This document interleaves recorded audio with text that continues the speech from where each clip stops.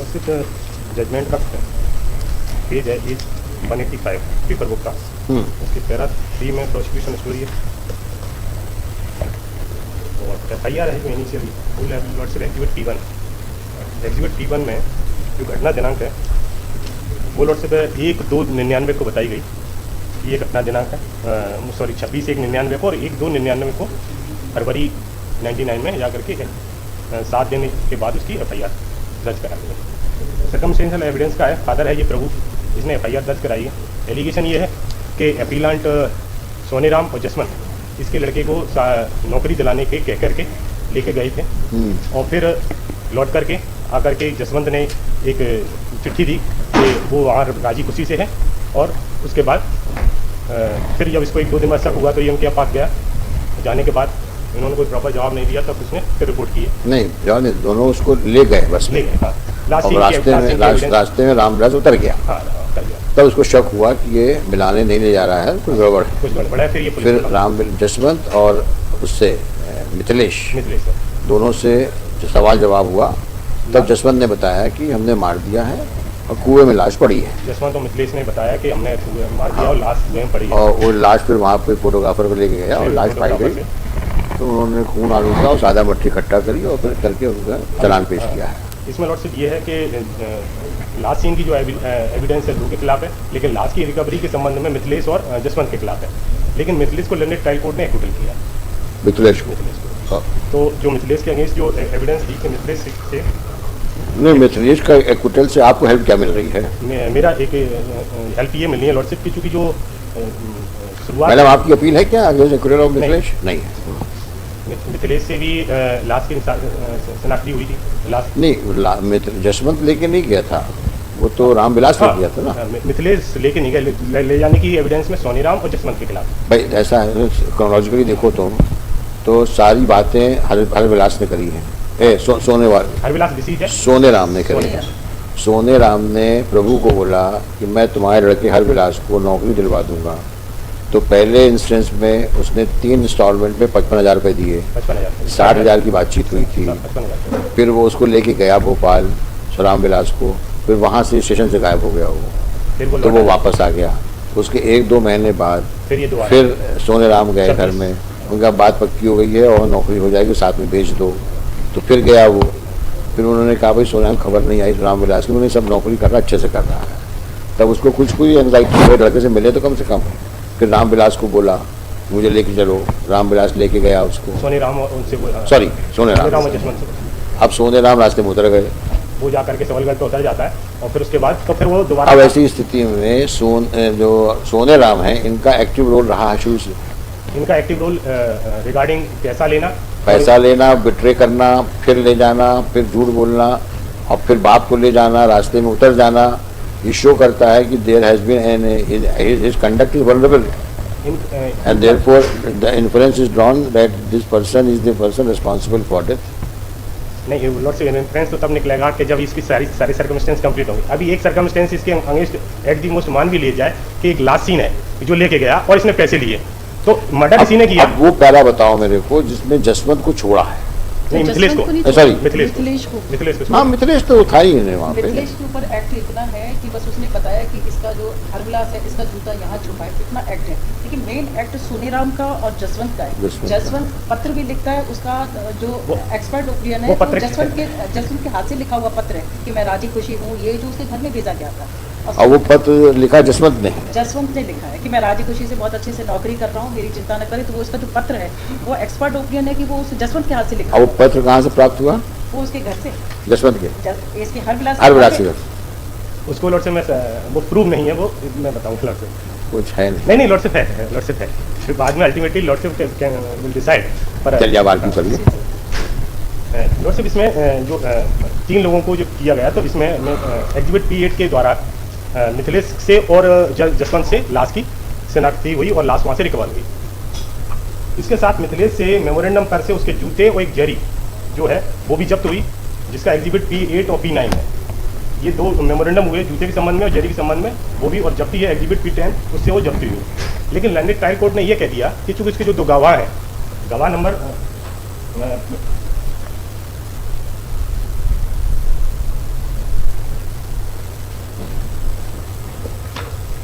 Judgement के para में lordship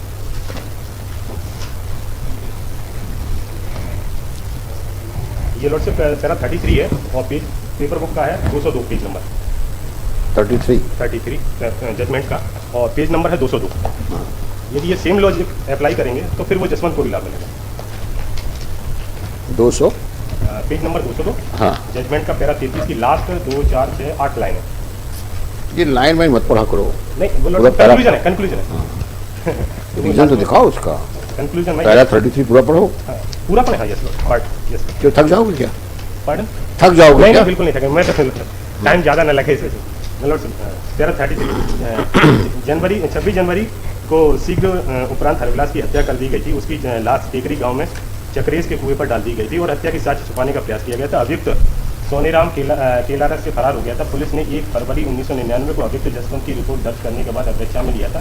दिनांक 3 फरवरी 1999 को अभियुक्त को जसवंत को विवेचक सुरेश चंद्र गौरे और साक्षी प्रभु आशा 1, गंगाराम आशा 4, होरीलाल आशा 5, जालिम आशा 8 और श्रीपद आशा 10, जगदीश आशा 15 और कृष्णपाल आशा 14 ने अपने में यह बताया है कि हरविलास की लाश चक्रेश के कुएं में पड़ी है।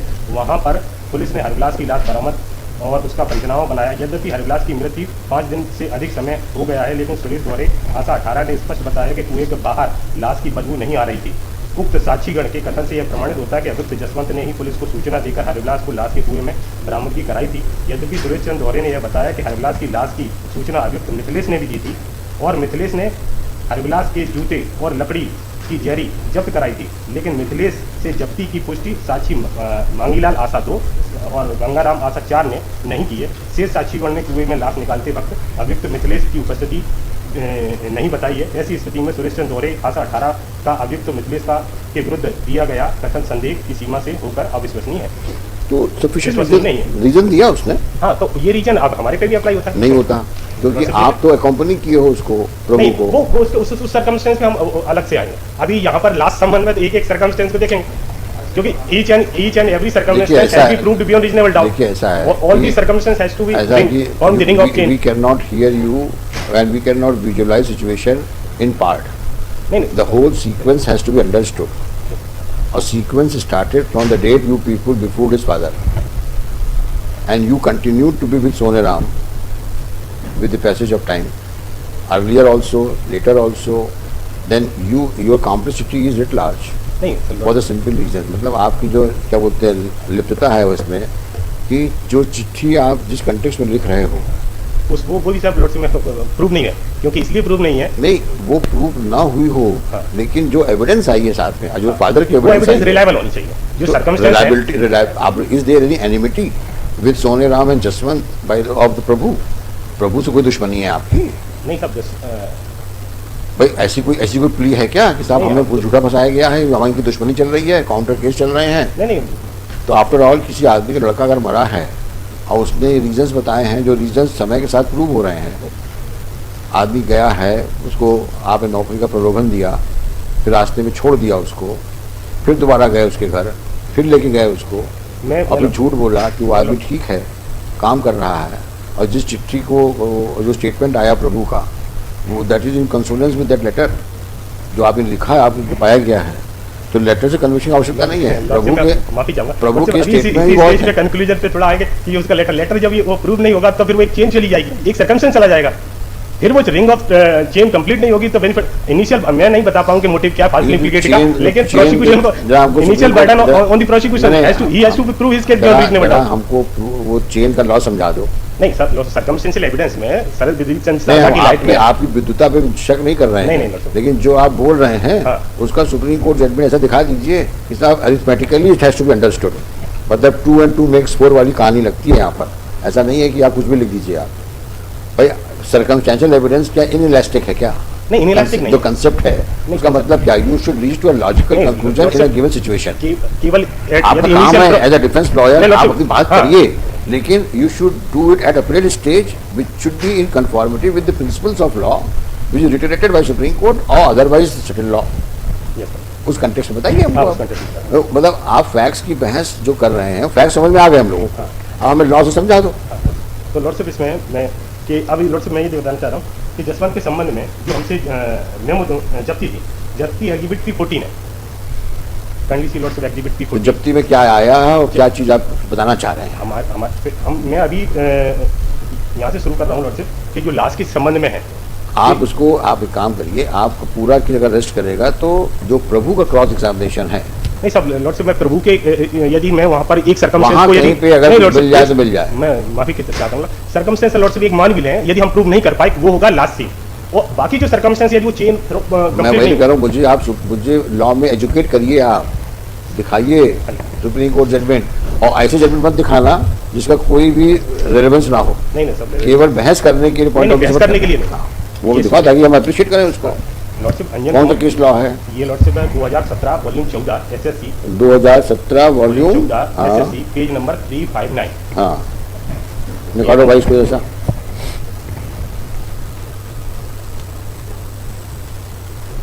इस पॉइंट पे लॉर्डशिप ने सर्कमस्टेंशियल एविडेंस दी और उस सर्कमस्टेंस को हमने एक्सप्लेन भी नहीं किया, तो कोर्ट ने कहा कि एक सर्कमस्टेंस लास्ट सीन है, यदि अनएक्सप्लेन भी रहता है तो कन्विक्शन नहीं हो सकता जब तक कि अदर सर्कमस्टेंस प्रूव नहीं होंगे और वो एक चेन ऑफ रिंग कंप्लीट नहीं करेंगे। पूरा ये वही जो इफ एंड बट की कहानी है ना, सारा कानून वहीं पे आगे सिमट जाता है। सर्कमस्टेंशियल एविडेंस का जो लॉ आप समझाना की कोशिश कर रहे हैं, उसको आप कोई भी सुप्रीम कोर्ट देख लो आप, अगर लिंक जो टूट रहा है which has a direct bearing on the factual aspect of the actual commission of crime, then this may turn the table. But अगर अदर एविडेंस जो सामने आ रही हैं वो कंसोनेंस हैं, कंसोनेंस है बेहतर कंसिस्टेंट है, कंसोनेंस हैं, कंसोनेंस, then you cannot say that chain is broken. Her case की परिस्थितियां अलग अलग, बिल्कुल certainly sir doctor.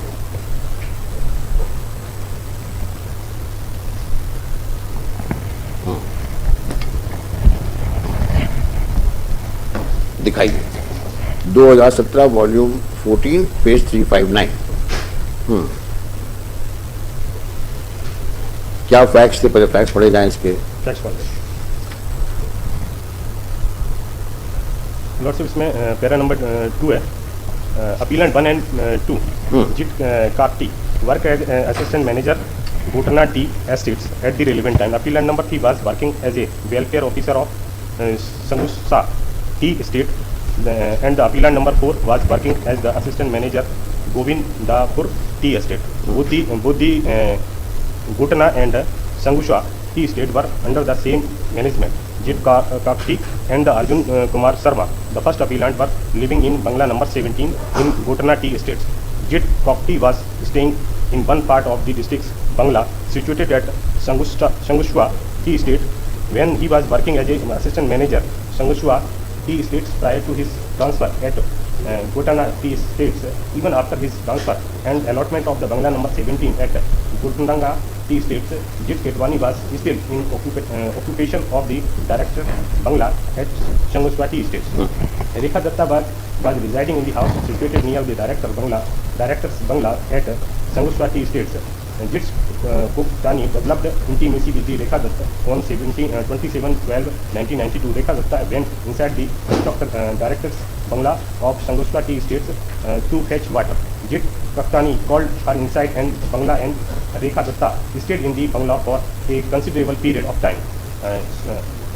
Sarumai Halwai PW1 informed Jevin Datta PW20, the elder brother of Rekha Datta, about his sister spending considerable time inside the Bangla along with the Jit Kakati PW20, who was working as a chowkidar at Sangushwa tea estate at the relevant time, sent his sister June Moni Datta PW2 to the director's Bangla to see whether Rekha Datta was in the Bangla. PW2 visited the Banglaws and found that Rekha Datta was sitting in the room along with Jit Kakti. On the basis of the said information, PW20 went the director's Bangla and questions the conduct of Jit Kakti. Therefore, Jit Kakti informed PW20 that the proposes to marry Rekha Datta. PW2 told Jit Kedwani that decisions regarding the marriage can be taken only after consultation with his relative. As per the prosecution version, PW20 sent one Ranjit Halwai to call his relative. All the accused along with the Rekha Datta left the director's Bangla for Bangla of Sangushwa tea estates on 2 motorcycles before the relatives of PW20 reached the spot. They went the Bangla number 17 in the adjacent Gotana tea estates. Rekha Datta was seen at the Bangla number 17 on the evening 27/12/1992. till 9 p.m. by Pulu Turi, not known to PW20, and her other family member. They started making inquiries on 28/12/1992. As they could not locate the Rekha Datta, PW20 approached the officer in charge, Pulivar Police Station, District Jorahat, and submitted an Izhar FI statement. PW20 stated in the Izhar that Jit Kakati eloped with Rekha Datta at 4:30 p.m. on 27/12/1992, and thereafter her whereabouts were not known. As an FIR was registered 10:15 a.m. on 29/12/1992, the investigation officer PW21 commenced his investigation by going to the Sangoshwa Tea Estates and started examining witness at about 1:50 p.m. He received information about a dead body lying on the railway track. He went to railway track near the Utanga Tea Estates and found the severed pieces of the girl's dead body lying on the railway track. He conducted the inquest on the body of the girl, which was cut into the pieces by the train.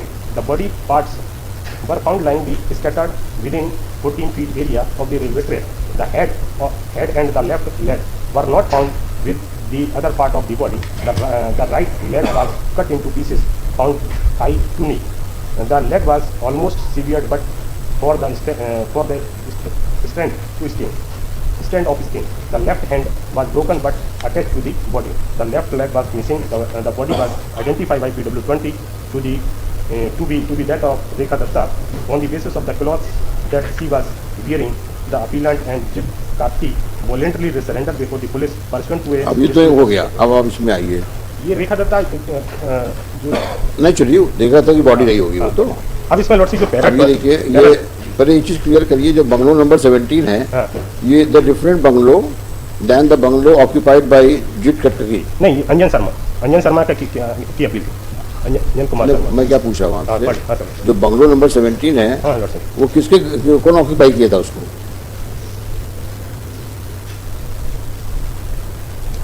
जो जिट कटकटी है ना, उसको 17 allot हुआ था. ये para 2 की चौथी लाइन में हम समझ गया मैं. जिट कटकटी जो था, एलोंग विद अंजन. अरे सुना नहीं मेरी बात. Sorry sir. इसको अलॉट हुआ 17 नंबर बंगलो, बट उसने ऑक्यूपाई नहीं किया था. He was in directors bungalow. Even after this transfer and allotment of bungalow 17 in Tanga Tea Estate, Jit Katkati was still in occupation of directors bungalow at Sanguma Tea Estate. ये para 2 में last 2 line है. And she was last seen in bungalow number 17. Rekha Datta. Last she was seen there. अब आइए आप para number 7 में आइए. ये तो सब एंटी मॉर्टम का हो गया. अब पैरा 8 में आओ. Prosecution relied upon the following circumstances to prove the charges against the accused. The deceased was last seen with the accused person in Bangla number 17 on the night 27/12/1992 in the company of the accused person, but not seen alive thereafter anywhere. Number 2, when the relative of the Rekha Datta inquired about her whereabouts on the next date, that is 28/12/1992, the accused person failed to give any definite reply. Third, the dead body of the victims was found lying on the railway track on 29/12/1992. The said railway track passes through the tea garden where the Bangla number 17 is situated. Rekha Datta was wearing material exhibit 1 frock when he was last seen in the company of the accused person, and the same frock was also found on her dead body when it was discovered on the railway track on 29/12/1992. The surgeon PW11 who conducted the autopsy while issuing the postmortem certificate exhibit P4 categorically stated that the death of the victim was as a result of antemortem incise wound found on the skull, which could be caused by weapon like material exhibit 3 kukri. 6, recovery of the material exhibit kukri from the Bangla of accused Garbua, Jyoti, Bayun, Bhuvan on the basis of the disclosure statement made by accused Jit Takti. Mark of blood stain found on the said kukri. The investigation officer also noticed blood stain in the bathroom of Bangla number 17. The failure of the accused person to offer any explanation in respect of the incriminating circumstances as narrated above, which according to the prosecution can be counted as a providing missing link for the completing the chain of the circumstances.